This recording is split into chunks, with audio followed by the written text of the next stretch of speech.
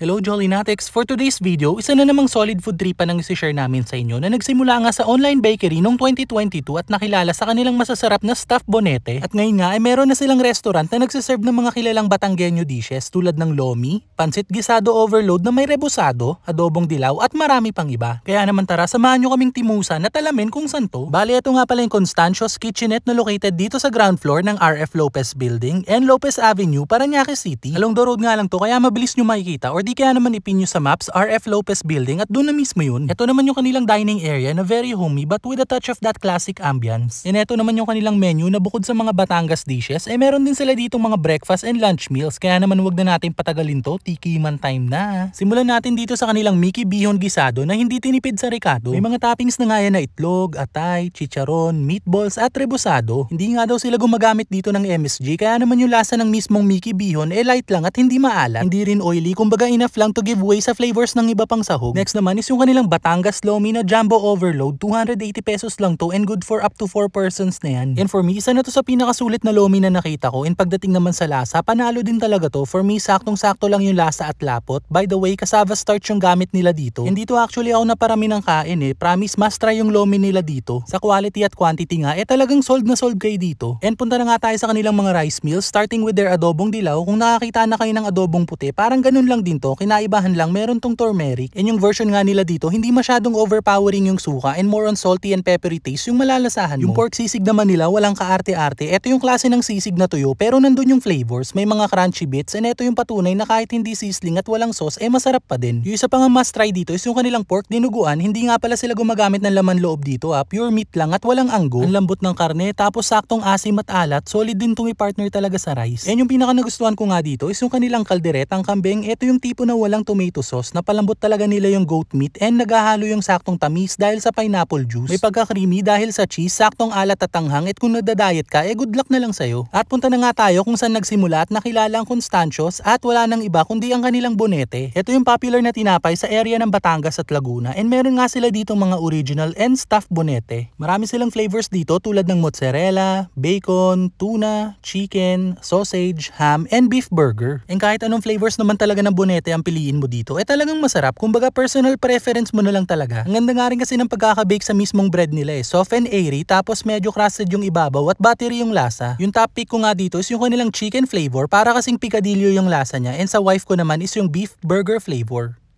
We welcome you here in Constancios Kitchenette. We're open Monday to Saturday, 7 a.m. to 9 p.m.